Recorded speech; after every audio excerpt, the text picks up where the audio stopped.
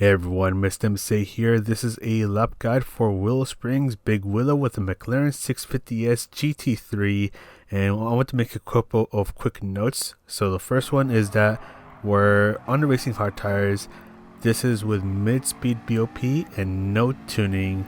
But the more important thing is that we have an update coming up this week. I think it'll be on Wednesday night, Thursday, depending where you are in the world, which with this upcoming update, there could be a potential BOP change, which means that some cars may become better or worse after the update. So I just want to make that clear since this is recorded under Gran Turismo 7's version 1.19. But anyways, let's go ahead and get started with the lap guide. So bring yourself towards the right side of the track and you're braking just after you pass the 100 board that is on the right. Full braking power for a short moment and start to ease off of the brakes and turn in at the 50-meter board. You're going down to 4th gear, you hit the apex and you quickly get on the throttle and bring yourself towards the left. Right over here, this is where I start to turn in, and as I get close to the apex, that's where I start to lift off of the throttle.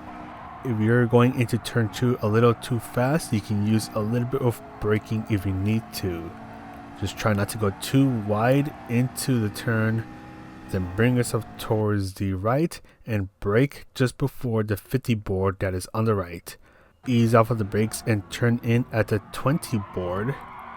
Just bringing yourself down to 2nd gear, carefully bringing in the throttle input. Then for turn 4, use some trail braking.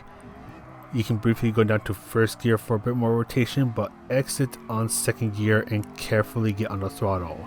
Just like in Gran Turismo Sport, you can still dip halfway into the sand that is on the right, brake at the apex of this turn, briefly going down to 2nd gear to force the car to rotate a bit more and quickly get on the throttle.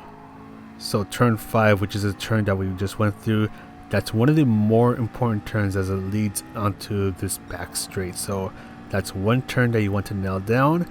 The second turn that you really want to nail down is the final turn, turn 9. So you're using a little bit of braking just before you approach the 150 board that is on the left and starting to turn in a bit more. Do note that just after I pass the 20 board that is also on the left, that's when I start to get on the throttle.